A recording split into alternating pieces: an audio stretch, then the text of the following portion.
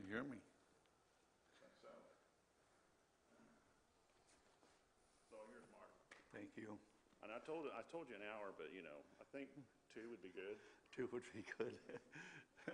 I have a harder time having anybody ask me to share a short devotion because it drives me crazy because I feel like I'm a thorough person.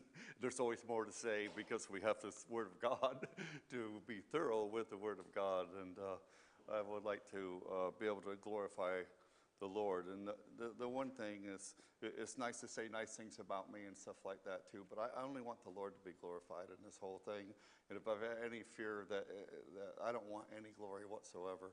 And as we look at the life of Jesus Christ himself, he says so many times that his words came from the Father. It wasn't from him. So his words and his teachings and everything came directly from the Father.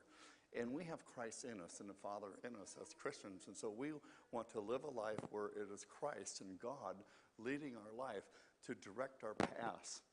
And you could say that going to Ukraine was something I could easily do. For one thing, I have a retirement, and God provided me with a retirement. I'm retired. I can go anywhere, but I just want to go where he wants me to go.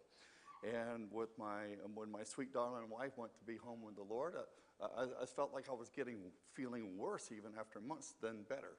And there was a vexation. One time I woke up and I said, what is this pain?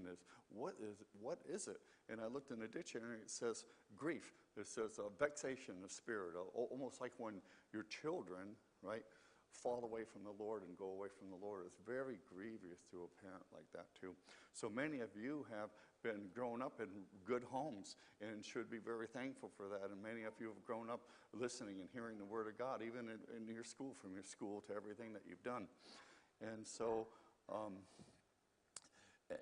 to listen to these things and know the gift, of being able to be raised in a good church and a good family and a good fellowship and people that you know and that love you and you love them. So my work in Ukraine isn't any more important than your work or the things that you all do. And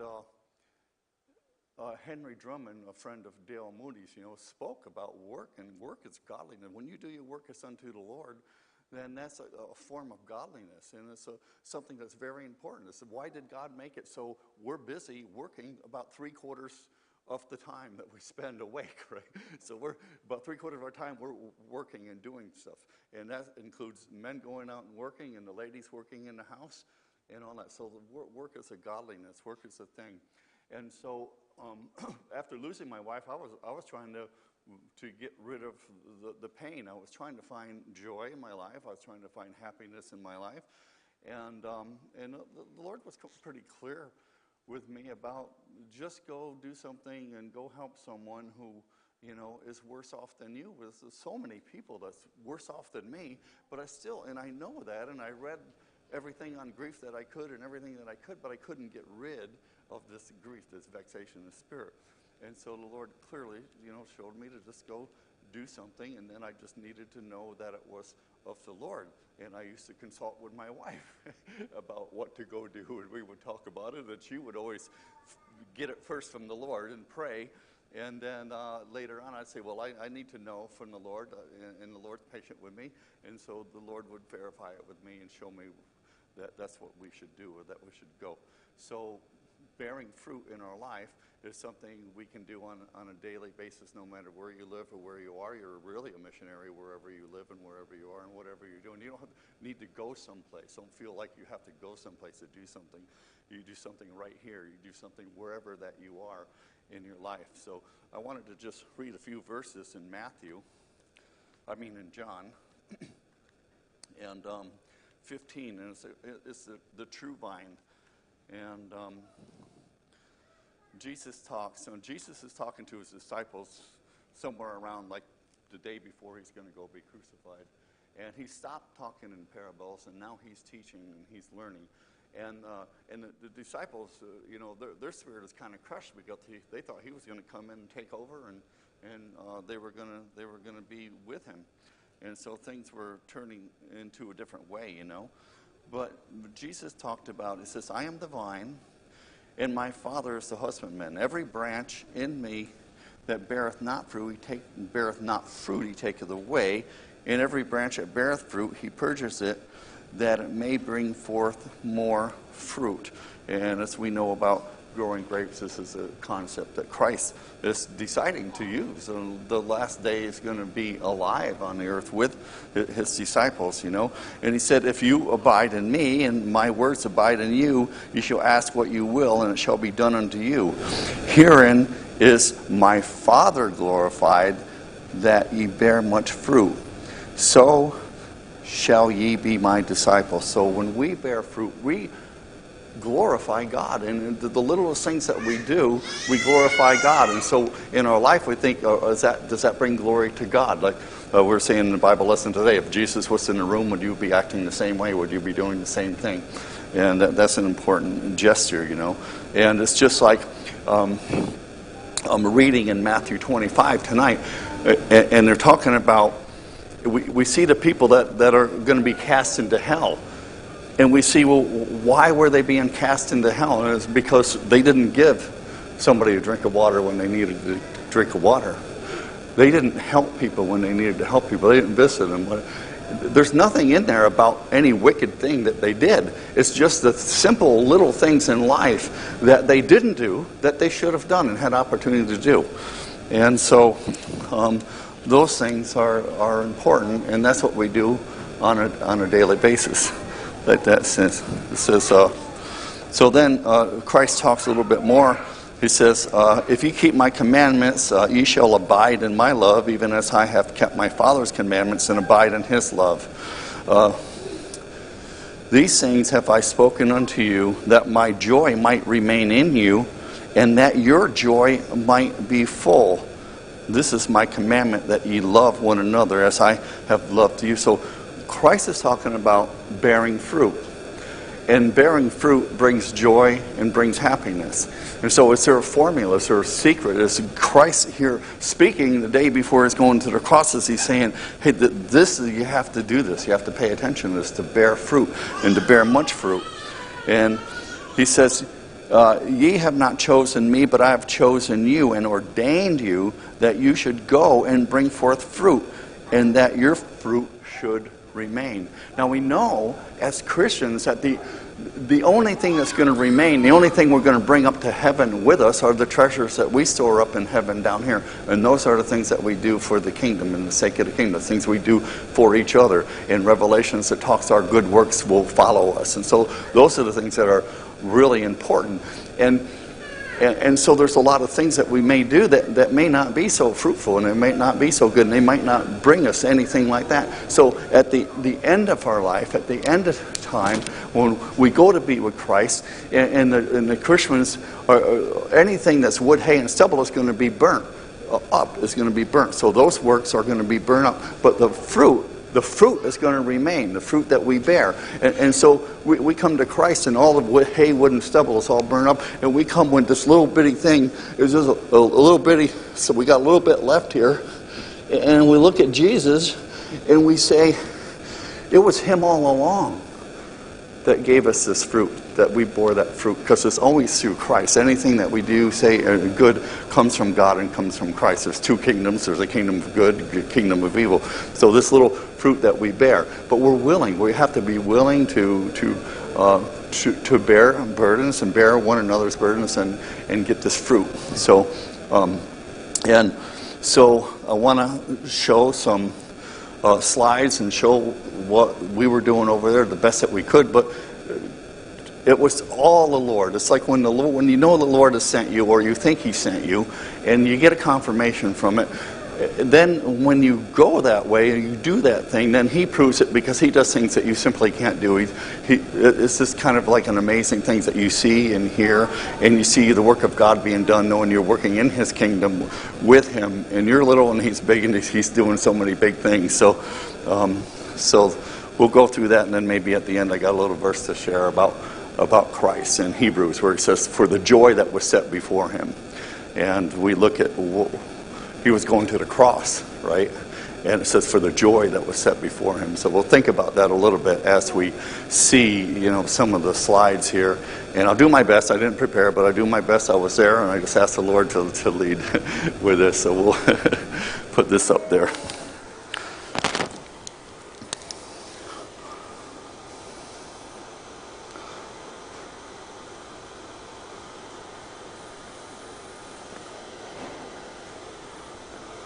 All right. So this was my first excursion. The man all the way over there on the right is Jesse Troyer, lives in Tennessee, and he was there for a couple of weeks driving. He had lived in Ukraine, knew the language, and knew the people really well. And so this place right here was filled with refugees, and there was a little medical clinic down through there, and we went up to help them out, bring some food and stuff that they needed and some supplies, and we donated some things to them. So they were living in this was the Sunday school rooms that they had in there, and they had some Sunday school rooms that they had just brought in all these beds, and they were family rooms, and then one was for girls and boys. You can see how they set this up, and they had about 135 to 150 people living there. And so they that's the only thing in English. It was kind of funny that we saw anything in English there. Yeah, so that was kind of cute. But these are the two buildings. So the one on the right that you're looking at is the church, and the other one is your Sunday school room and offices and all that. And it was up on a hill in Tennessee, just north of Romania a little bit. This was their chapel that they had right there. And so the couple, the one lady that was a nurse and the other one, Jesse recognized. When we got there, we said, well, we have some money to donate also. And she said, well, my husband is the only one that can take money. So she called him and he came over. And Jesse recognized him from like 6 years ago. He used to be his mechanic, and it was like the only honest mechanic he could find. And so we're giving this guy the money. And so many people left this church. I had over 300 people left the church. And so the couple, the one lady was a nurse and the husband, they went to give, they were going to leave too. They had the bags packed, they were ready to go, and they went over to church to give some money, and the pastor says, well, you want to pray about this or think about this? So many people have left, And so they said, well, we will consider it. We will go home and we will pray. And so that's the church building right there. And I'm trying to see if I got a picture of I don't have a picture. Well, anyways, I had another picture, it might be on here somewhere, of this building right here. So all these people left, 300 people left this church, and then all these refugees came to live there, and they had, on Sunday, they had a communion, and there was over 300 people that showed up to the church. And it was just really amazing. I've heard that story times, and they weren't necessarily believers that showed up to the church. So that was my first little excursion there. And so then this is just a couple of our vans. We had to deliver some literature up so they could put them in the food packages, and we went to this farm and we picked up sacks of potatoes, and we brought them all the way over in the west, about 10 hours away, and a bunch of food and everything to a little Baptist church over there. The unregistered Baptist churches are much similar to the Mennonite churches, and they say in times of trouble they really work together a lot. So like that. This is Diane. She's the nurse in charge of the medications and all the programs. She's a nurse. She's from Canada, and about 20 years ago they did med clinics years ago here. And so we're driving to this little village. We were outside the capital of Kyiv, and we were driving. And you can see this right here is a tank that they blew up. And it's just sitting alongside a road as you're driving there. And the signs of war everywhere. The bridge blew that up. Can't get across the bridge anymore. It's just going to these villages. They have these checkpoints. And we get to this little bitty church. And when we pulled up, the lady kind of in charge wept that we showed up to this little bitty village north of Kyiv, the capital city there. And so people come over and get the food. We gave out whole food packages because it was a small village, so people were coming with their bicycles, picking up the food packages, and like that. They had a nice meal for us, and that was good. When you're driving, you see these things all the time, and there's one on each side of the road, and that's a school crossing. I thought that was kind of cute. It really gets your attention. You know, it looks like somebody's crossing the crosswalk there, even on the dirt roads. Mostly they're in the paved roads, but I thought that was kind of cute to see that. This lady is selling fermented drinks like that. They're like kvass and stuff like that. They ferment all kinds of stuff in it. Most of it doesn't have hardly any alcohol in it. They say, I just want something that doesn't have alcohol, and they'll get you that. Some of them might have a little bit. They're all used to drinking it from when they're children. This was the when we first got there. This was the canola oil fields, so they were just blooming when I first got there. They have miles of this stuff growing, and many other things. Most of the country is planted, and like that. That's just us eating dinner somewhere. We were at the border going into the country, and these ladies here just begged us for a ride, and our boss Nathan was there, and they wanted to go to the bus stop, and so they had fled the country. They're coming back into the country, and actually they were going different places. One lady with her daughter was going one place, the other girl was going somewhere else, and we picked them up, and I know Nathan even gave them money for their bus ticket. And they were so thankful. You know, I had a bunch of snacks, so I know they didn't even eat breakfast. So I was sharing my snacks with them, and they were very happy about it. We gave them New Testaments and literature. That's what we do.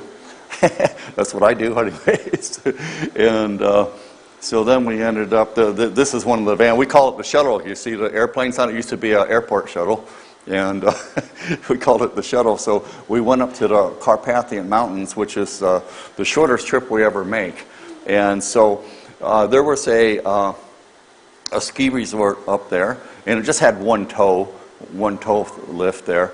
And so there was people up there, and the war started, and they lived right where the war was. The Russians came in, and they had to stay there. So then they actually got a hold of friends, and then pretty soon this place was full. Well, the guy that owned it was from one of the Baptist churches that we're connected with, and his brother been connected for years. It was just amazing how this just kind of happened like this. So they said, "Hey, can you come up and go to this and make a clinic up there?" We said, "Oh, sure." So at that time, I think I only had some tracts and stuff to pass out, and I brought a bunch of New Testaments, and a lady comes over, she goes, "Do you have any New Testaments?" I said, "Well, yeah." And so I got them out, and what people really wanted it, and wanted the literature. It was this amazing thing. And then they had a room set up, and there was a whole bunch of ladies in that were invalids. They couldn't get out of bed hardly or anything like that, and they were taking care of them. And I went in there just to give literature and stuff and talk with them. They were so happy just to get a visit, just for somebody to say, "Hi, how are you?" And I gave them New Testaments and literature, and they were so delighted. They were so happy to go there. And I don't know if I have some pictures of the next time we went back, but yeah, I do. So that's a continuing in the story. So you can see the little places all set up over there, and it was really pretty there. It was beautiful in the Carpathian Mountains. So then the next day, after we did that clinic, we ended up down in town, and this is Nathan's wife, Nora, and the one little girl in the blue there. Let's see, what's this point? Yeah, the one little girl in the blue there, that's Nora's daughter, and in the crib there. There were 9 children in this family. The mom and dad had kind of abandoned them, and the grandma had control of them, and they stayed in this little building here.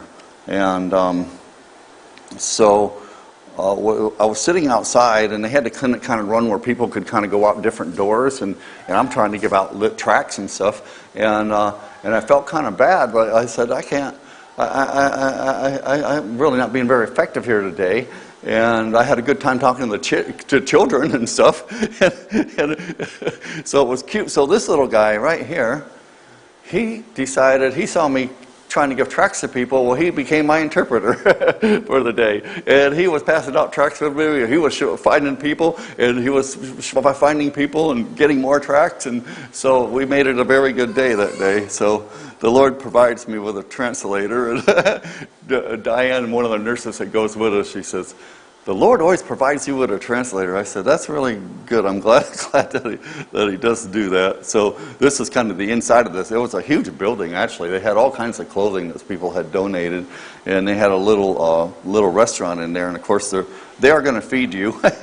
Like this is a community center in the village there. So people were very, very nice, very thankful. And then we went up to Korovitsky. That's a M. It's a MIM, where they make food packages. And a lot of times I run into people that I know, or I know they know me. And so they're making the food packages up there. We usually deliver, and that's where the Hirsch family works, and up in that area over there. They've been there for 20 years. Doing all kinds of things. They had the printing press up there, but they moved it down to Romania so they could get the supplies to make the books and everything faster. So they moved that down, like that. So then this was quite this is quite a journey that we went on here. This was a church. We had I think 5 or 6 vans that all went, and we had enough fuel. We couldn't get fuel, so we got a big tractor trailer fuel tank and put that in the back of one of our vans, and we could give everybody fuel. So we call them Oris and Oris's friends through the unregistered Baptist church there, and a whole bunch of us went on this excursion. We stayed in the capital for the night, then we went over to this church, and there was bombing around here, but the church didn't get bombed. It got really close, so the church never got bombed, and the people were like really, really happy, and we had the clinic right inside the church there, and that was really a good clinic that day. And so here's a bunch of us outside the vans after the clinic was done, and the other guys are going to go their way, and we're going to go to another place for another clinic there. And so all the vans were full of food and all kinds of stuff. So then we give it to them, and they bag it up the way they want, and they give it out to the people, and they know who's going to get the food and all that. So that worked out really good. And I left them with a lot of literature.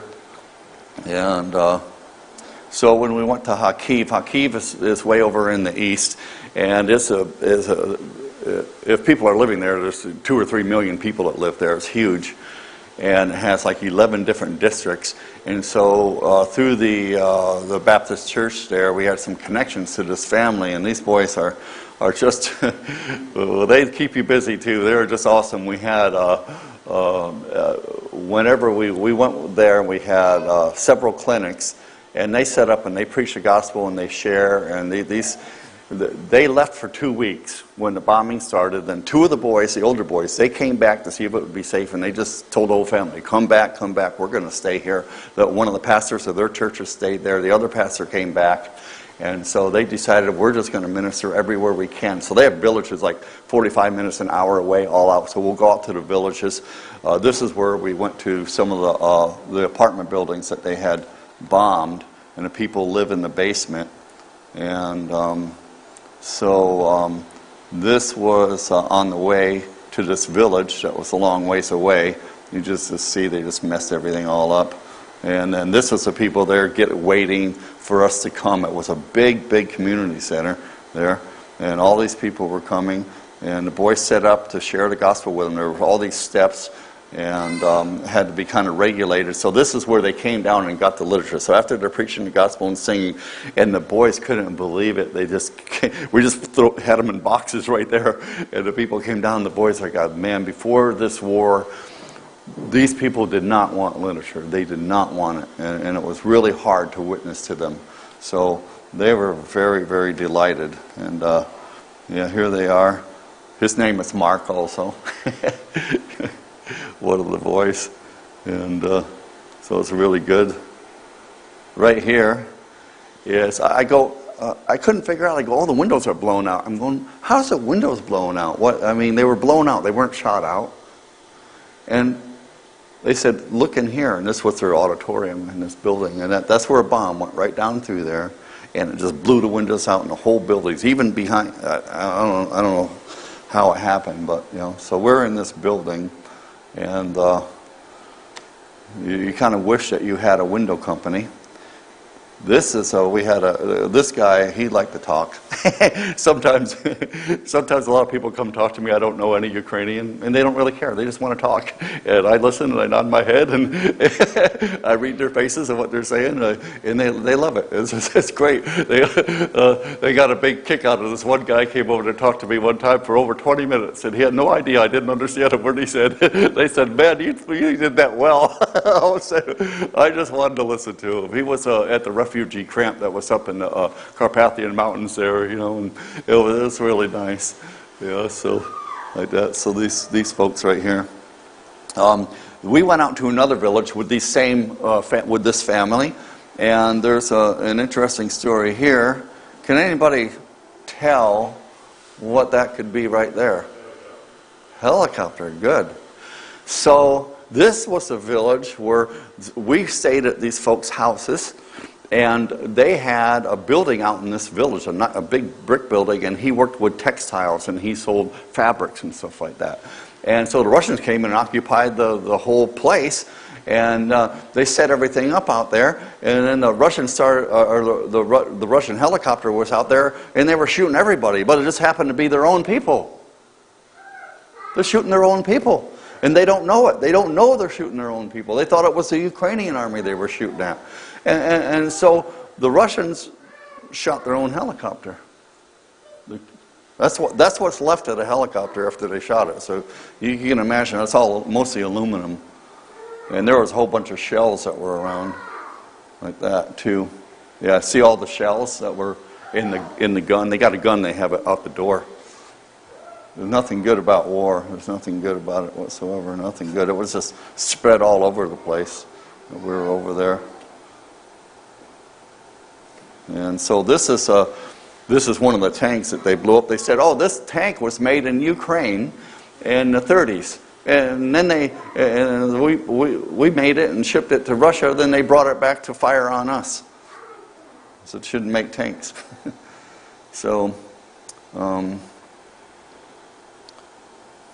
trying to think. This was one of the apartment buildings where the people were living in the basements, at least at night.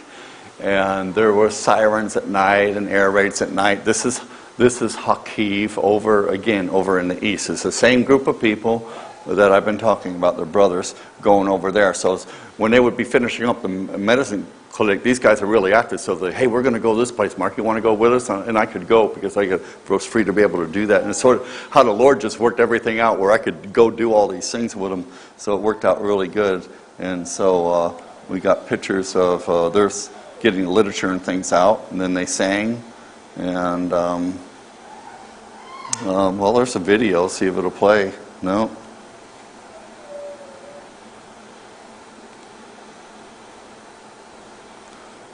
Now I don't know how to get off there. Oh, there. Okay.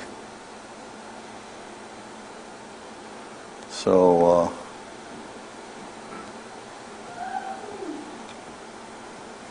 I'm trying to get back to the small pictures.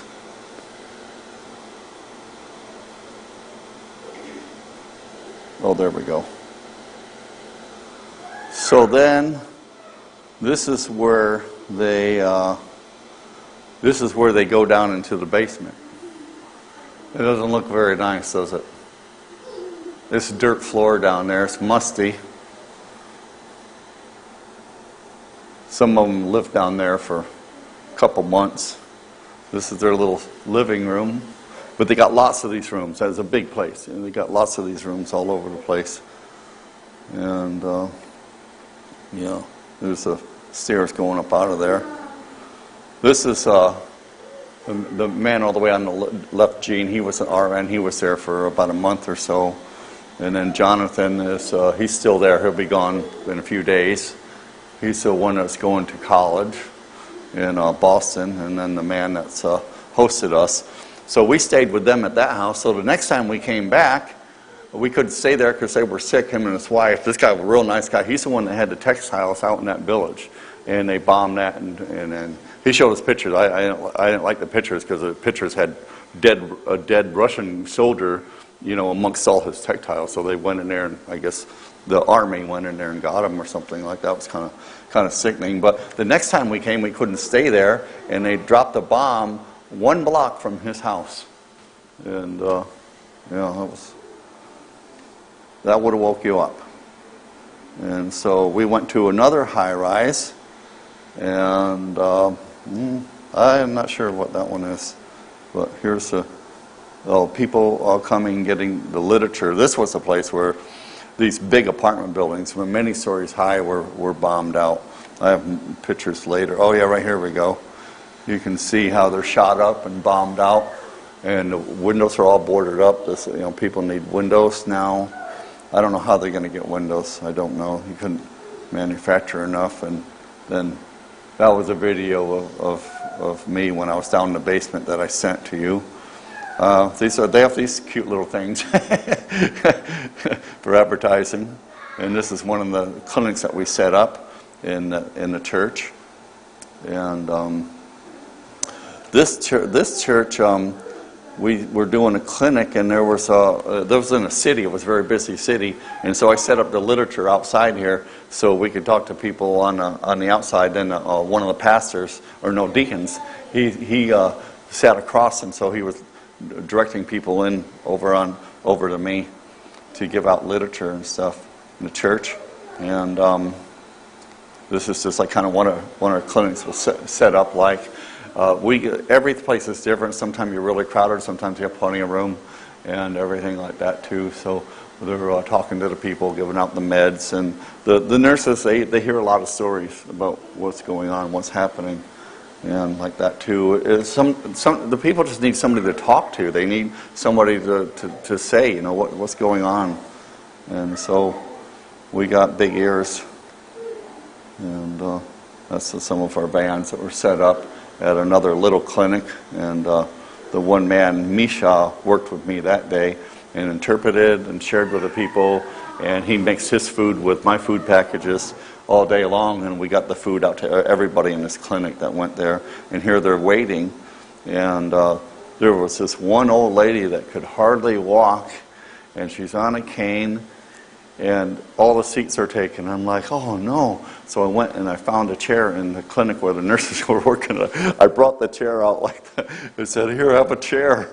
And the people were like so happy. It's just the little things like that, and the people are getting their food and getting their food boxes. This is at a MIM facility. This is Conrad and his wife. And they were just there for a couple of weeks to help organize things and do things like that. This is the Deep Pro area. And this is really interesting. The man, I'll try to open this up. Okay, the man right there, his name also was Sasha. And Sasha was the unbeliever. But his friend is a believer, and he has a house in that village and a house in the city close by. And so Sasha wanted us to do clinics in the two villages, so his village and the village right next to him. And so this Sasha here was an unbeliever. Well, Sasha called him, and he set up the whole clinic to set everything up for everybody to come and and organize the whole thing. And this guy worked so hard the whole time on all the clinics. And so at the let's see if I got a picture of it. So at the end of these clinics, let's see if I got a picture of it. This was his car. He was very proud of this car. I know a lot of kids that go to high school would be embarrassed to drive a car like that into this class one day, and he was showing us the car, made in Russia in 1980 or something. And it's really an air-cooled car. He was telling us all about it. It's pretty nice. And so at this clinic, I'll get some of these pictures, and we set up our literature there. That's the adults' literature. Then on the other table, I had the children's literature. Here's some girls that come in, get their little packages. The clinic is worth that, so it's so awesome when they come in. And then this Joe, he just came for he actually teaches school at a Mennonite school in Ireland, and so he was off on leave going different places, so he came and drove for us and helped pass out the food at this clinic here. It was really nice. So the people really want the food there. And here's Diane again. And so there's some girls, they were happy to get their stuff. It's a very poor village. They just came in, then here they are with the food boxes and taking them away and to their homes with their bicycles. Fuel's $8 a gallon, so it's very expensive like this. And this is one of the clinics where we had lots of room. You see a lot of this in Ukraine. They say they love their village, and so they have a heart built into the sign when they make them. They make them out of cement right here. Love this. That was down the road too, like that. And then this village, it was getting kind of slow. I was doing that one clinic in the village. It was getting kind of slow where everybody was kind of waiting and nobody else was coming in at the moment. So I went out in the park, and there were some children out in the park, so I gave them the storybooks. So we give out the 101 storybooks, the coloring book. We give out the color pencils, a Ukrainian storybook that goes with the coloring book, and like that. And then I have various other things that I give out to the children. And they're getting their stuff while they're waiting. Every clinic is different. A lot of times I just give people literature while they're waiting. So read the tract read. Here's this. And so everyone is different. This was really cute. This girl was really something. And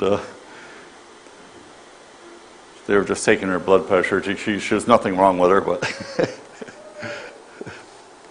and so this is a really nice family. Almost all their friends left. Just about every one of them left. And a lovely family here that we stayed with for a couple of days while we were doing clinics out in the villages. And they said, "Oh, you're our new friends now because all our friends are gone." But the people are so very, very nice there. They welcome us there. Here's one. This was when we're still in Kharkiv over in the east with the family with the 5 brothers. And so they, I don't know if it was all them, another ministry started like a basement ministry. And this building was right close to the city center in Kharkiv. And it was, this building was actually bombed. And they fixed it up, and then in the basement they made this place where people could come and hear the gospel and share a message. They could come in and play ping pong. And they just wanted to try to attract the people as much as they could. And so they were actually ministering to them. And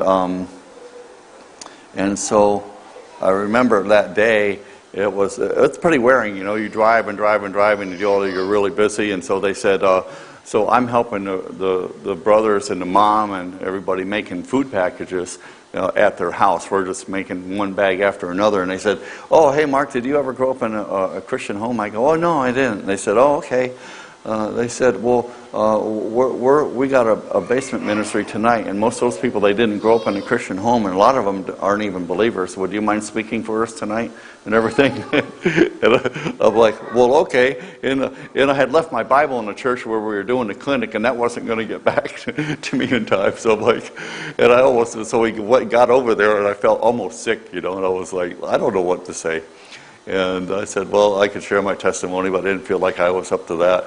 And I says, "Lord, this is going to have to be all you, and please just make it all you." And I'm okay with it. We'll go over there. And I had an interpreter, a guy from Africa, a very educated guy. He was a really good interpreter. And they kind of made it in a relaxing setting where the people were, they served the people like this, sorted on couches and chairs, gave them some food. Then we sat on the other side of the railing over in here with some chairs and microphones. And so and they also said after you talk, then you got questions and answers times like that.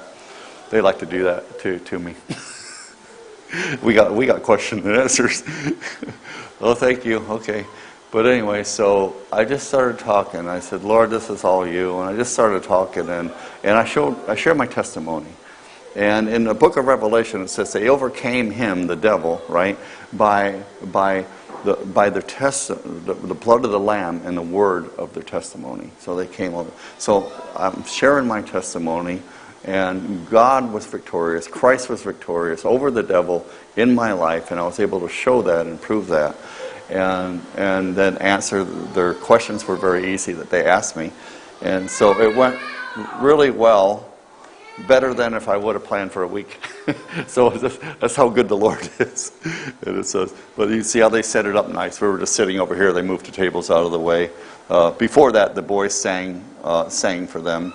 I'm trying to see what this is. Oh, that's another church we had a ministry over there. We were busy that week, and so this was one of the churches that we went to, and it was in a village, again, outside of Hakiv, and almost everybody is not saved. And almost everybody in here is not a Christian whatsoever. The Christians left.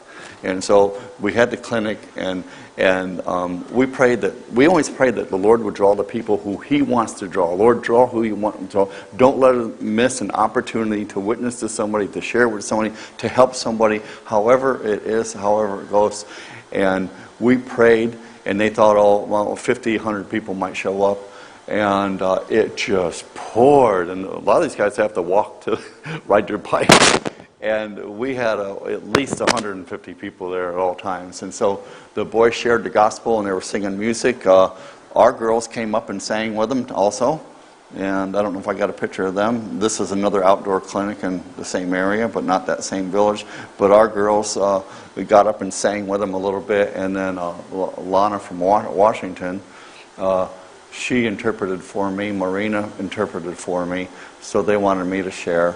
And one of the things they share is, aren't you afraid to come here? Are you scared to come here? And we're like, well, we're not like brave people. We're not like real brave and stuff like that. But just think about us coming here. What does that entail? So I tell them, well, we got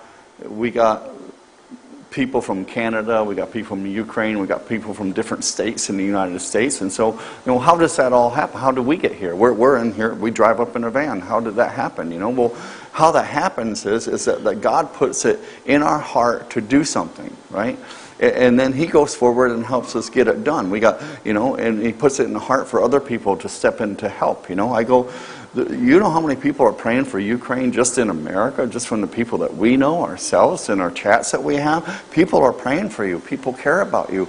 And I show them that this only God can put stuff like this together. You have to believe that God is putting something together here. And it's because God loves you and then He cares for you. And things might get worse before they get better, but God loves you and He cares for you, and you need to trust Him. And so we come here, we're not afraid. The reason we're not afraid is because we trust in God. We trust in Christ. And then the icing on the cake is that, well, if we die, if we get hurt here, well, then we're going to be instantly with the Lord, with God in heaven. We're instantly that's going to happen. So we win. Why do we win? Because we were doing what God told us to do, and then we get to go to be with Him now. That's a good thing. You can't lose on that situation. And they ask, they go, oh, well, this is where they had questions and answers. Everybody wrote down a question and all that, so we're answering questions. And so they said, well, something about a perfect society. So I told them about the two kingdoms that there is, and then I said, look. I go, this village needs a lot of help. So if you were looking for a perfect society, stay here and help your family, help your neighbors, and help your village. So help your village, help yourself, help other people, and work together. And I said, and then start coming to this church here. Who else is gonna help you? Who organizes? Your pastor, the pastor of this village, organizes for you. So you have to come to church. What you having a hard time in your marriage? Well, who are you gonna talk to? You talk to the pastor, talk to the people in the church. They will help you and get you through this thing. You have to stick together now, and this is a place to do it, right here in this church. And this pastor was so nice, and he was so nice, like that. So then we went to another clinic that was actually a clinic. And this was in the city Hakiv, and they have the girls sing. That was kind of cute. And the girls over there on your right there are part of our medical. and very, very interesting. So they're singing, and these guys are sharing the gospel, and I'm setting up my literature. That looks pretty good. I got that twice, so they made that for us for one of the desserts that we had. And this is the same clinic right there, and people are all outside waiting. Well, all of a sudden, these nurses came from another clinic. And the reason they came, they said, "Oh, we heard you were having a clinic over here." So they actually shut down their clinic, and they came over so they can hear the preaching and hear the songs and the music. So they actually just shut their clinic down and came over here, and then they helped inside the clinic. So then later on in this clinic, here's their singing, and so later on in the clinic, they set up all these tables, invited people, and had snacks and food out, invited them to come and ask questions or talk or have a time of sharing, and then we want to share. So they asked different people to share whatever the Lord would put it on their heart. So I just shared with them, and the brothers shared with them and stuff. It was really nice, kind of intimate time. It was the kind of people that were interested, So they kind of weeded out the people that weren't interested, and the people that were interested, they went in the back, after the clinic, and then we shared and talked and had a pretty intimate moment, like this. So now everybody has songs on their cell phones, So this is Lana from Washington. That's our nurse. She's from Washington, Spokane.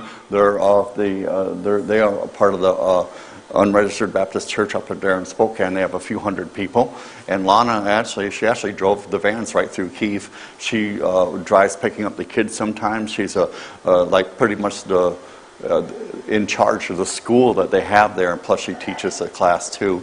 And then Nadia, she's from Ukraine. Her family's a really, really good, godly family. And then again, that's Diane that came from Canada that did clinics years ago, and me and Pasha, well, I'm glad they have Google Translate, because one day him and I just talked back and forth with Google Translate, and we just made friends that day. When he's sharing the gospel and sharing the Word of God, he has such a smile on his face. I mean, he just loves the Lord, and he has just such a big smile. And we're talking today about should we laugh and joke around and stuff. I go, we laughed and we joked around a lot, and we really had a great time with this whole family. They were so nice. I mean, such nice people. And so our first day there, the mama was there and the daughter, and they made a big old meal for us, and they just had all the good food. And they said, "Oh, do you like borscht?" which is their soup. You like borscht? And I said, "I love borscht." I said, "I love abortion because it's making me strong. I love abortion because it's making me strong." All of a sudden the boys were standing up, "We like abortion, it's making me strong." And they were all laughing and laughing. So it was so funny. So they said that every time that we go there, the abortion is making me strong. And we were in the store, and I found a little notepads, that they sell there. And there's a guy holding it going like this. So I bought one for all of them when we went back with their names on them and gave them one. And so like that. And when we left most of their friends have left them. Most of their friends are gone, and so they're lonely. And so, when we left the first time, we came back. When we left the first time, they said, the mama goes, "Oh, before you came here, we were like this. We were sad.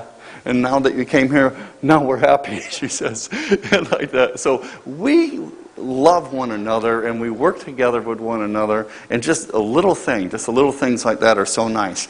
And so one time we went to eat a meal, and guess what? I had a bowl of borscht, and nobody else had a bowl of borscht. So the mama broke out some borscht for me. So that was really cute. So it was kind of signifying.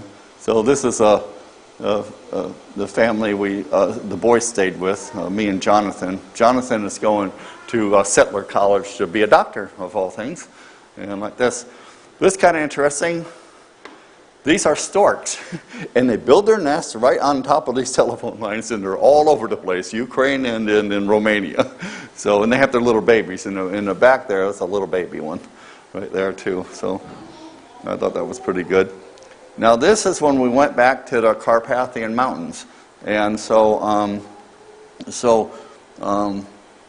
we went there, and there's a big lodge that this one brother owns, and he had some refugees in this big lodge, but he uses it also for conferences and stuff like that. So when we first went there, that's where we stayed, in this lodge. Well, this lady was a refugee, and she came from a village where the Russians eventually occupied it, and her mother wouldn't leave. So she has no contact with her mother at all, and she left and has a 13-year-old daughter, and so she remembered us from the first time that we came. Now, we were going there for a couple days of rest because Or's brother, his name is Pasha, he said, you guys need a rest, you go up to the mountains and stay in the lodge for a couple days. So we said, okay.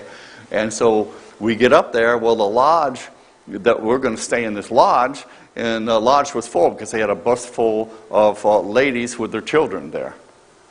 And so we couldn't stay there, so it was kind of a miscommunication. But not to worry, that's the other lodge that we could go stay in. And we had to deliver supplies there anyways.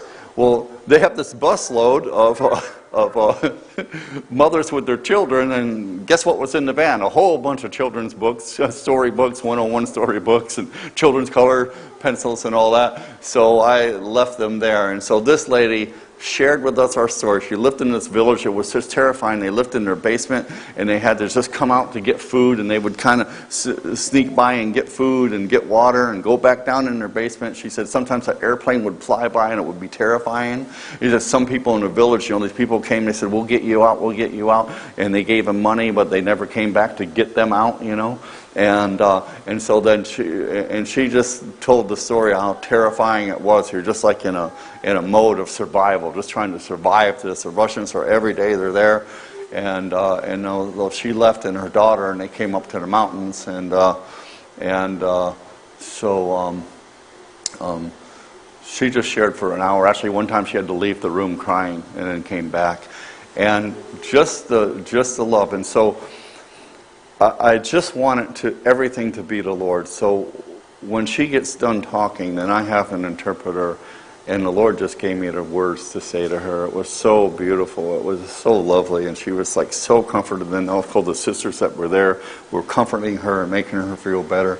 And these people won't ask for anything, believe it or not, but she needed some money to get a computer that her daughter could go to school, because there's no school, and she needs to continue like that. So somehow she got some money for that.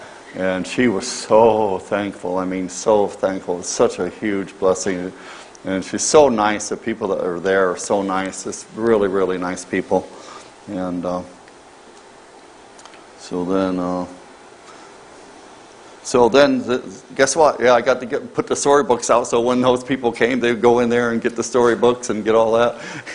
And I thought, well, this is a good vacation. It's a really good vacation, because we have our plans and the Lord has His, right? And I love it when the Lord has His, because those are the fruit. And then we go over to the lodge that I showed you pictures of before in the Carpathian Mountains. So this is the second time we go over here, and this group of people, they remembered us because they're still there. There's not too many refugees left, but they're still there, and they're taking care of the lodge and working and cooking if people come and stuff like that too. And so that's Lana. That's Nadia, our nurse from Ukraine. She's a refugee herself, and she is fantastic. She is really a hard worker. And so we're sitting around, and I'm like, you know what? I'm going to make a campfire. So then we walked down to the river. There's a beautiful river. We went for a walk down the river, and we saw this little family come up. They were really cute. And then all of a sudden they come back up, and we're behind the van there.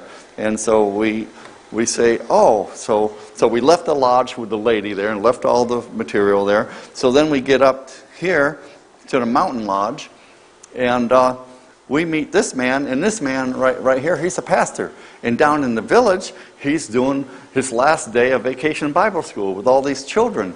And guess what? I have boxes of coloring books and color crayons and 101 children's stories, and I have all this stuff. And I said, come over by the van. I said, do you think that you would, do you have this stuff already, or do you want to, could you use it?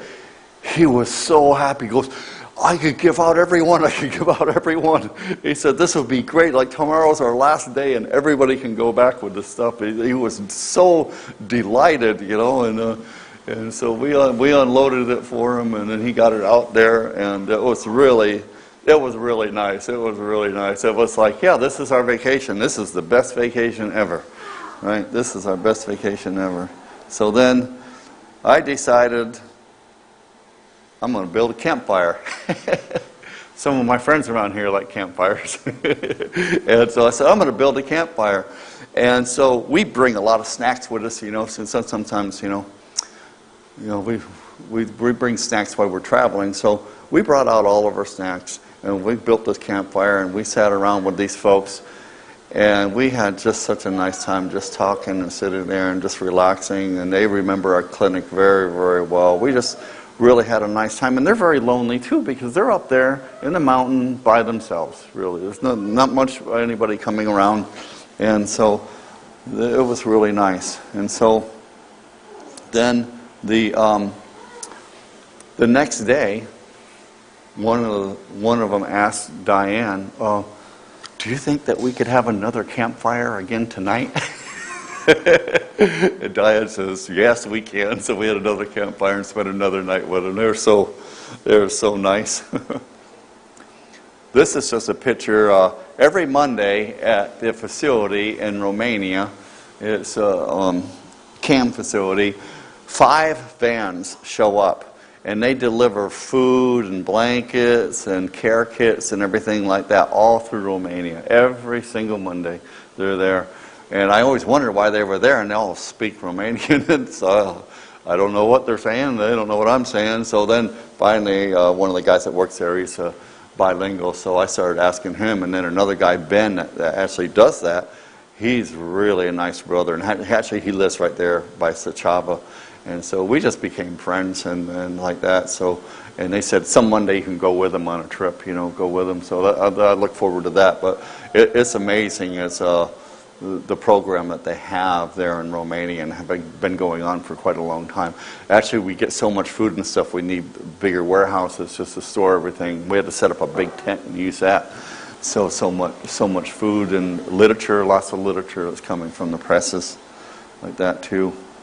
Okay, this is my dear friend Misha. Misha has been working in Kyiv with MIM facility or CAM, one or the other or both, for 29 years now. And there's one man, I forget his last name, Bruce. He has a church over that way, and they're the ones that hired him 29 years ago. And actually they had several people. They needed a driver. He got laid off his job, and they didn't know who to choose. So they actually drew straws, and Misha got it. And when they told him that they drew straws and he won, it just touched his heart deeply. This guy is so awesome to work with, and he shares the gospel with the people and everything. And it's, you know, when you meet somebody where you're just so like-spirited, like-minded with each other, you know. And so we just he sends me a picture every time he does a clinic on his own. He sends me a picture, and he has major contacts like that too. So actually, they just did a clinic that right after I left with him again, and so. It was really good. This is Frank. What's Frank's last time? I met so many people, but Frank works up there in Kyiv in MIM facility. Him and his wife, and they host when we're going to drive up and stay there. Like him and his wife, they host us. Usually you get a dinner, and then we're off in the morning. So Frank came in with us for 3 clinics. It was really nice. Yeah, he really worked hard too. It was really good to have him there. He really enjoyed it. He told me some stories too that we'll hear on the way here. Because, okay, so this is our first clinic. This is a community building. The Russians occupied this building right here. And then when they left, they shot it up and stuff and messed it up. That wasn't very nice. People were not nice. So here's Misha preaching the gospel. He has them all assembled. He tells them what to do, what not to do, and stuff. He's just very, very good. They all listen to him. And so I will be passing out all the literature and stuff like that. Then I give them publications to throw in the food boxes too. Each food box will have a New Testament and a Children's 25 story. So sometimes we take them out and put different things in and give them to him. So everybody's going to get the literature and like this, you know. So Yeah, he had a bunch of blankets too for this village. It was pretty messed up. So people this was very organized. They had a list of everybody because they said some people came in with aid and they came into the school, and some families got more than enough, and then other families didn't get any, and they didn't have any. So they started organizing with the village and the people and got their names of who gets what, and so it was very organized. They had a paper, who got a blanket, who got this, who got that, and they all know each other because they're small villages, so it's easy for them to do. And this is see, we get all the medications in these plastic boxes. We will fill a van with plastic boxes because there's so many different types of medication. We don't know what people take. We don't know what their doctor prescribed them. So we have to bring a ton of meds with us. And so there was here's Nadia in her room. So they had two rooms in this clinic that were set up really nice. And these are two girls. They pulled up in their bicycle to get some medications for their grandma, and they waited in line so long. We had a big line that day, and when it got to be their turn, they were stopping for lunch, and so the clinical people tell us when to stop the people that are kind of running it, so they went home on their bike, and then they came back, and they waited in line again, but not for too long this time. So when they went down to their bicycle, they found this box next to their bicycle, and it had children's coloring books and 101 children's story books and all kinds of stuff like that. And then I just waved to them, and they're like, "Oh, thank you, thank you." So they're cute girls, but they were just so, you could tell they didn't mind waiting at all. They were waiting, well, that's good, that's okay. And when they had to come back, they didn't mind at all. This is Frank. This is Brother Abner. He's been up there in Ukraine for a long time, speaks the language. He's a pastor. He preaches. And so this was a clinic that we did up there. And, well, this is stuff I don't like to see. These are burned up, shot out buildings going to this village. We're going over to this village here. Here it is. I got a good camera now, so I'll get better pictures. But this is that's somebody's house. That's what's left of it. And we went to this place, and it was just so sad to see because the people, their whole house was on the ground. It was block bricks, and they're just bringing it out in buckets.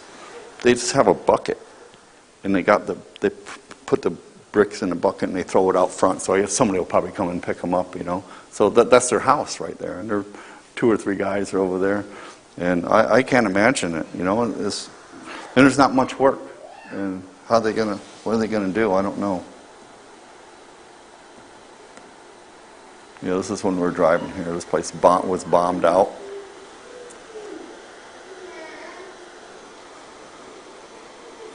So this same clinic that we're talking about, Misha is there, Frank is there, Brother Abner there. The girls from the church came to sing, and so this was really a wonderful clinic. We had people lined all the way out in the front, and we had things in the back, and more pictures will share that.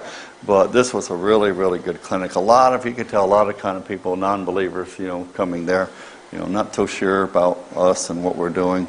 But this is the front of the clinic, and then in the back, there's a whole back section there that we were at. And they ride their bicycles over, and they come up here.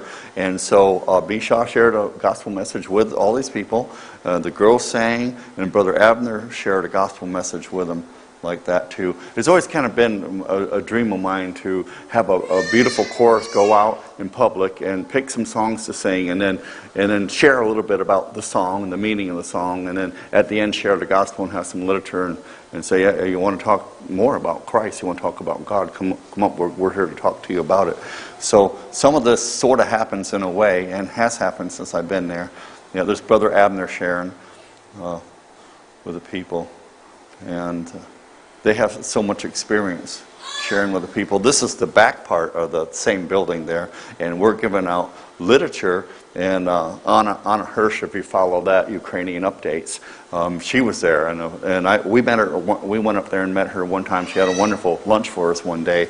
Also, I love to work with those family and those people that are up there. They've been there so long and they know so much, and so it's really nice working here. Here's Anna Anna is a very gifted writer. She's been there so many years of her life. Her family, they didn't leave. When the war happened, they moved up to the mountain for a little while, and they went right back a few days later and got right back to work. They have a checkpoint right outside their house. That's not very comforting to have a checkpoint right outside their house. And they have a farm there, and she has a little house in the village right close there too. But these girls were very bold about handing out literature. There was 5 or 6 girls, and they were very bold about handing out the literature, and the people wanted it, and they took it. It was really good. And so this was inside the clinic, and people talking. Jonathan is going to school to be a doctor, so he learned so much about medications on this trip. He learned so much about it, and like that too. Then at the end of the clinic, I'm almost done here, and so I asked this girl, I go, oh, do you have some friends? So I gave her a bunch of literature to give to her friends and tracts to give out to people like that. So she says, oh yes, I will. I said, okay. So she was real sweet. And so we were driving to this, when we were in this village, me and Brother Abner were behind the big van that we have when we had a bunch of food boxes in there, because we're just carrying them over, get them to Misha, then he breaks them down and gets his food, and he gets a more balanced food package there and splits them up.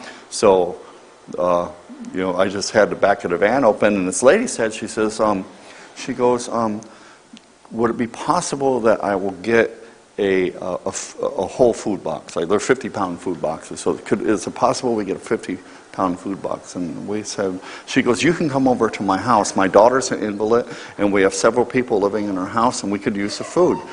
And you can come over to my house and check and see that I'm not lying.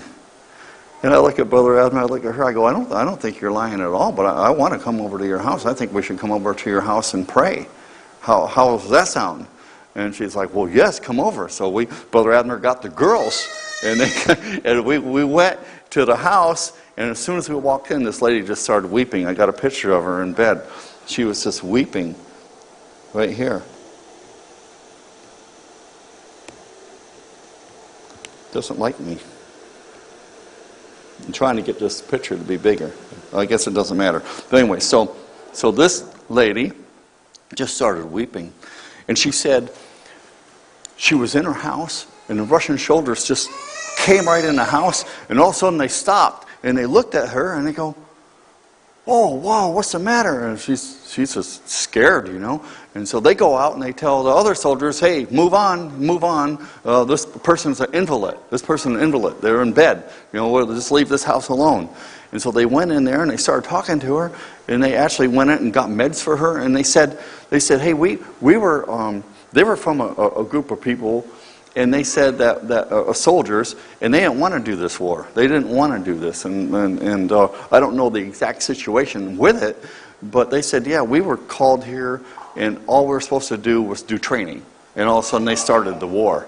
So they kind of shared with that like that. So they left her alone. They actually got her medications that she needed and she wanted. So we came in, and the girls sang some songs, and we shared. Brother Abner shared with her, and prayed with her, and it was really an awesome time. I mean, it was just what the Lord did.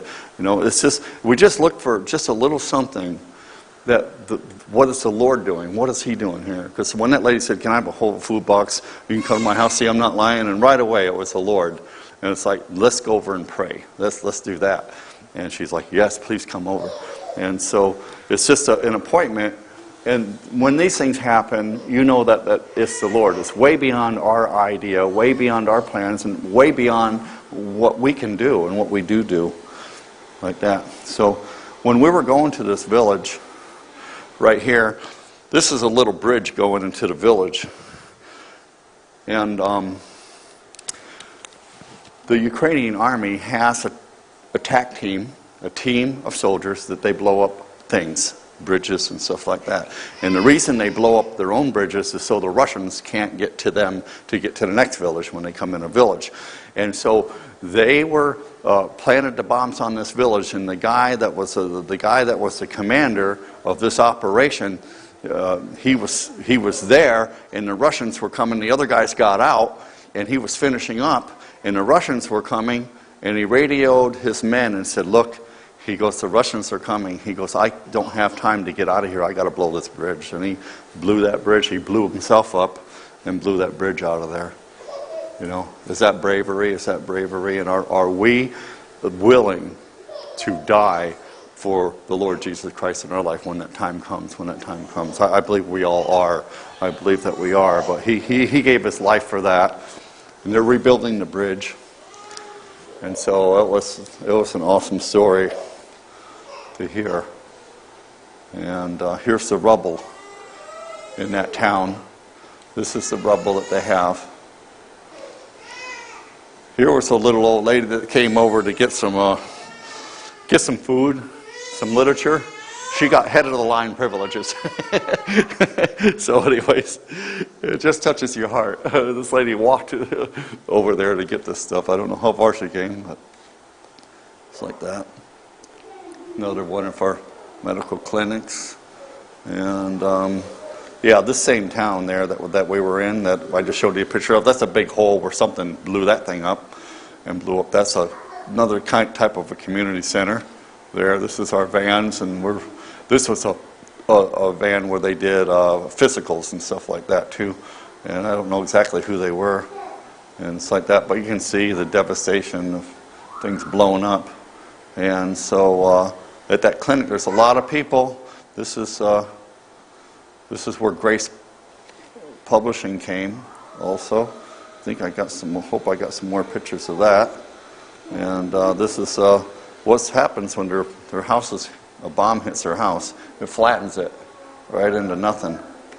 And this lady with her little daughter getting literature, very happy about it. A lot of children got literature at this one. Michelle's talking to the people about the Lord and giving out food. The folks from Grace Press are there at this clinic, same one I've been talking about for the last 5 minutes, and right there. And so this is some of the buildings that what's left of nothing. I've got a story from this lady right here. This lady right here was running the clinic for her. She organized the whole thing in her village. And so this is what's left of her house. They bombed her house. And thought I had more pictures of that. But anyway, so right here. Yeah, right here. That's what's left of it. And so what happened, she was helping the Ukrainian soldiers. She had like a little log, like a small house, little cabin next to her main house. And so she was helping them, the Ukrainian soldiers, to go in and out and shower and refreshing themselves up and stuff like that. So she was helping them out. And I guess somebody heard about it and it got over to the Russian side. So they marked her, they said they put 3 yellow dots on her electrical box that's on a pole outside of her house. And they have technology with them markings and they'll know to bomb that house. So they bombed her house and she just left. In 10 minutes after she left, they bombed that house. And so I've heard that story many times, like right after I left my house, they bombed it. And so that's what they did to her house, because she said it was either a traitor or something, something that did it. And so this is a devastation that they have lived with. All the folks from Grace Publishing were there. I thought I had a picture of all of us standing there. This is another bridge that's been blown out. You see lots of this stuff. And that's that bridge. It's been another bridge that's been blown out. This is houses. Look at that. They burned and they're bombed. It's because they light fire, Yeah, this is a front line, I think.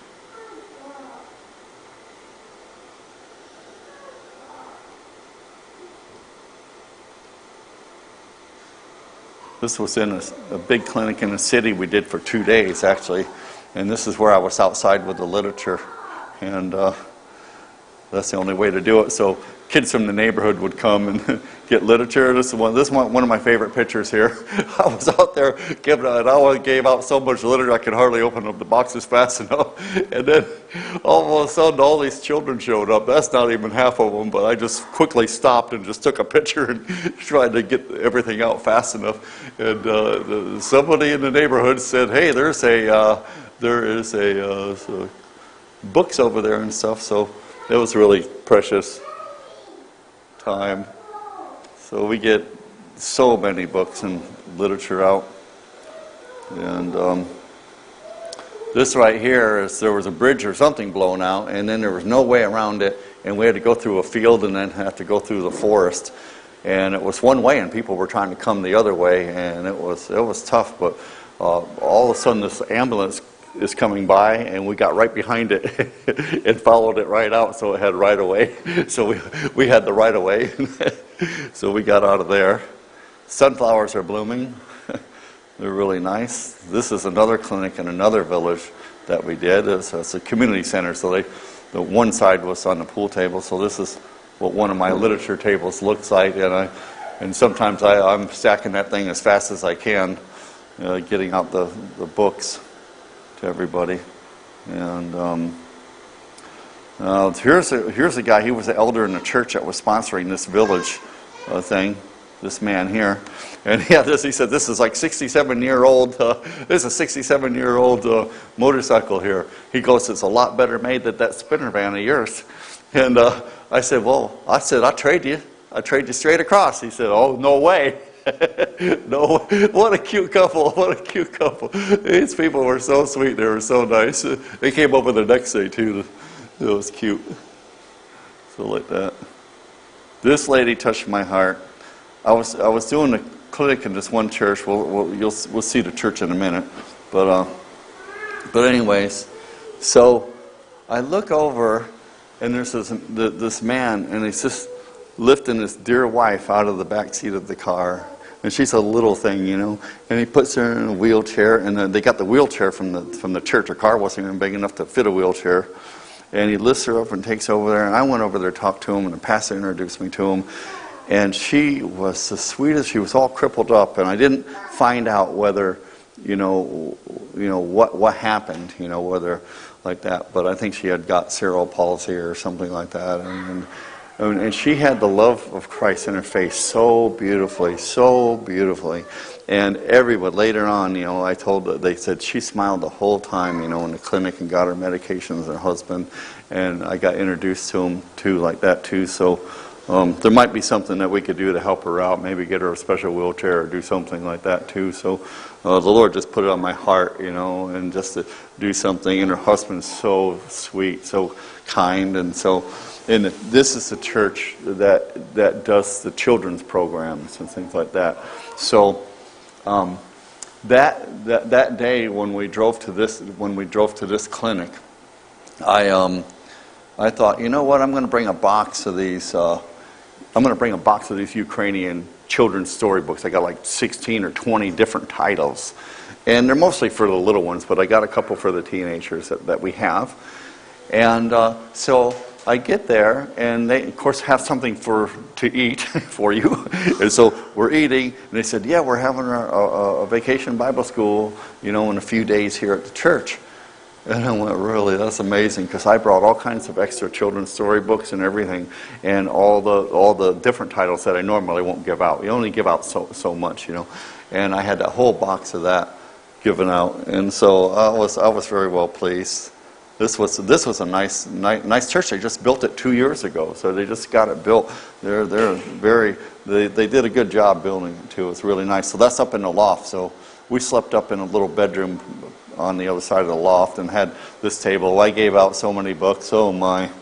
This is a little church, and this is a little church they built. It's really nice. They put it down here so wheelchairs can go in really easy, and they can get from the car to the wheelchair. This is the little car that it's bringing her out of. But it just touched my heart so deeply. They were so sweet. Then kids from the neighborhood kind of found out we had storybooks and color and crayon or color and pencils and stuff. So here they come. As soon as they walk down, I know what they want. They don't have to say. I say, "Come here. Here you go." Like that. That was another little village church. Oh yeah, there's another little girl who got stuff. I gave her for her friends too. It was kind of funny because I said, "Oh, do you have any friends? You know, that you could give any of these to?" And she said, "Oh yeah." And so I gave her the coloring books, and then the ladies that were sitting there, they understood kind of what I was doing. They go, "Oh, give them the pencils too." I said, "Oh, all right," and they all were laughing. It was so funny. So yeah, so they give it to their friends. These kids came over. The other kids told them about that. So so what's really neat is, so the pastor knows these folks. They know who they are. They live in a kind of a pretty good sized city, but he knows who these were because they're their neighboring kids. So they'll be going and witnessing to them. And this is just a tower of a castle that they insisted that we go see this, a place that was out on a peninsula where, you know, and people can't climb up the banks. They're really steep, you know, so it was fortified that way. So I like that too. So this is another clinic. It was, this clinic was right 5 miles. Was it this one? Hold on. Yeah, this was a little community center in a little village that was already really run down, and the people were terrified. The Russians had come through, but they didn't do anything. What I found is where they don't meet with any opposition, then it's kind of better for the village. But if they meet with opposition, everything starts to get blown up, and houses get blown up and shot up and stuff like that too. So they don't have that. That's really good. And so they said that every day the Russian helicopters are flying over and playing and everything, terrorize the people. They're scared to come out. And so we went over there, and that day, and nothing. We didn't hear one helicopter, nothing. And all the children were not afraid to come out, you know, and so we could give them the literature and stuff like that too. And so here's a couple little ones that got some literature. They were so cute, their moms and stuff. It was a really good clinic. And the people, this was out in the middle of nowhere. When we're driving out there, we went with the local church leaders, and they've been going out to the village. And so there's the checkpoints that are there, and there's the soldiers that are there. And they were like, they really didn't want to let us go. But since we had the pastors there and everything like that, they're like, well, we've been going back and forth. But they said, well, we're responsible, you know, and the Russians are flying all over the place, you know, and you know, like if they see a van like yours, they might not like that very good. But we're like, well, you know, we already scheduled this, and we're supposed to be out there, and we want to go out there. And so that was the pastors talking to them in Ukrainian. So then they let us go by. And they actually saluted us when we went by, and they were so happy, you know. And then when we came back, they were so glad and so happy. But the people in the village, you know, they said, you know, like today when you guys came, there was no Russians, no action, nothing. And I've heard that story so many times before that has happened. But those guys were so happy, and the soldiers were so happy. They made a big to-do about it. All of a sudden, soldiers came out of nowhere. You know, all the guys that were in charge and stuff like that came out to say, well, what do you want to go in there for? So it was really a neat thing. And so here's a cute little girl. This one was towards the end of the clinic. It came late. And so look at this. That's worth the whole clinic right there. That's worth the whole trip to Ukraine. So precious, so precious. So then, I gave her a balloon later on and a candy. So that's our clinic there. And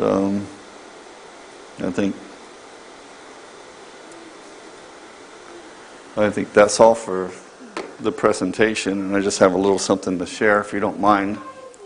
So as we talk about bearing fruit, you know, and for me, it's still not easy. It's not easy losing my dear wife. Sometimes I think she should be right beside me. But doing this work does make me easy, and I was looking at, you know, how is it that I could get some relief and stuff like that, and books, reading Psalms, reading the Bible through and through. But it's actually, the secret was in to bear fruit. And that's not just for me or somebody else, but to bear fruit however that we do it and however the Lord has it to do it. Jesus said, what we read tonight in Matthew, said, you didn't give a cup of cold water in my name. So Jesus is making it simple for us to be able to help one another, you know. And he makes it very simple. I mean, when I go over to the main facility that we have, you know, where all the offices are and everything like that, during the week they'll prepare meals for the workers that are there. And there's two young ladies. One is a refugee lady with her whole family that lives over there. And they work so hard. They're making food, they're cleaning, they're doing all this stuff. And they're some of the most amazing people in the whole facility. These girls that work with a big smile on their face, and they're very happy, and they're the refugee, you know, and like that. So I just look at that, and something like that really touches my heart, because they're there doing the Lord's work, and they know it, and they're being cared for by the Lord, so they know it. So it's these simple things. And so one thing that I always so much wondered about in Hebrews, in chapter 12, we'll read it.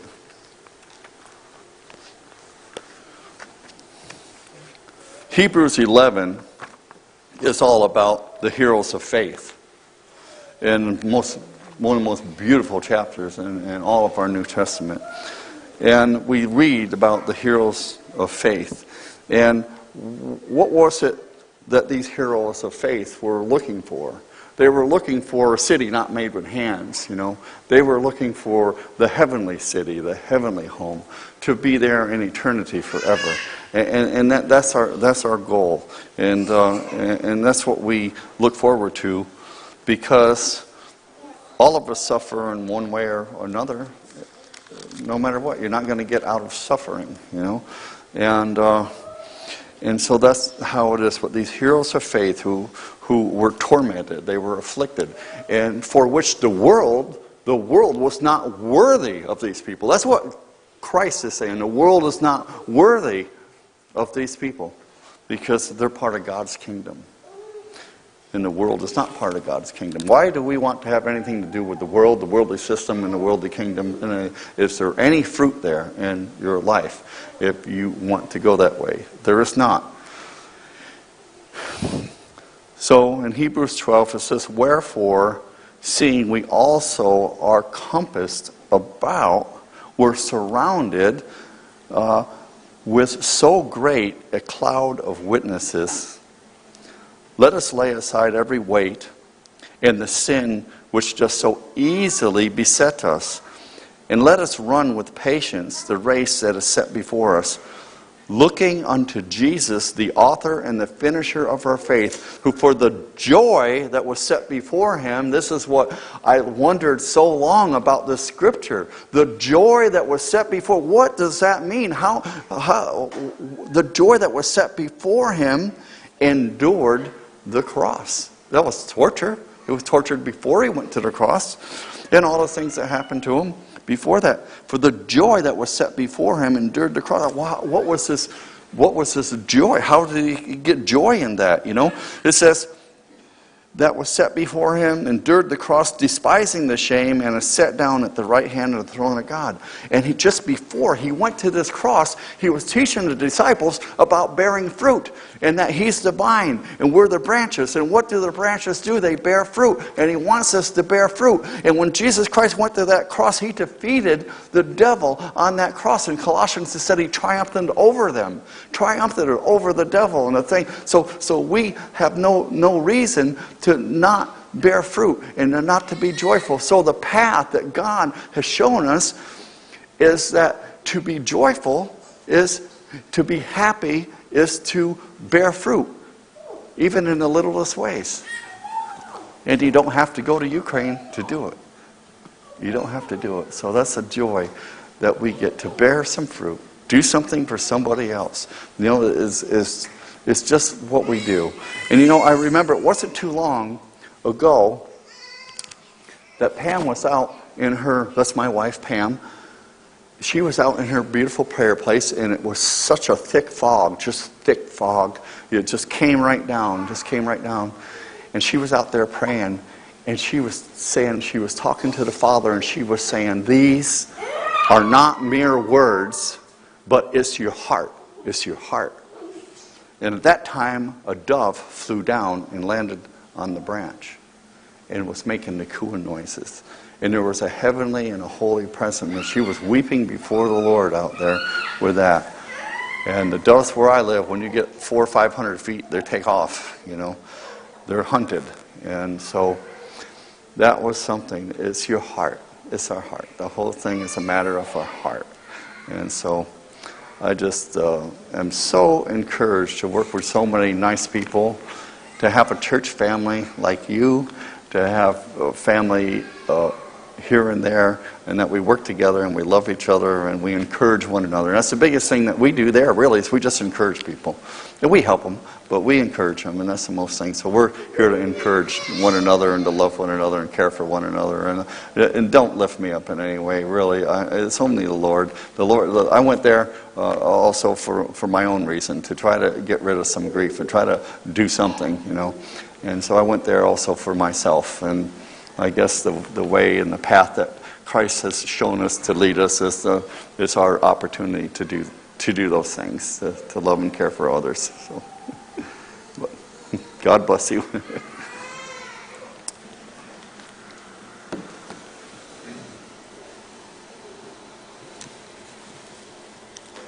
Thank you, Mark. Very interesting and encouraging. What was that dessert? I'm interested. Yeah, I don't know the name of it. All right. For announcements, no church Wednesday night, and also there's a mission fund offering tonight. Come get the ushers. We'll go ahead and lift that up for missions. And while we're doing that, let's get a raise of hand of who is going to the Hooley funeral.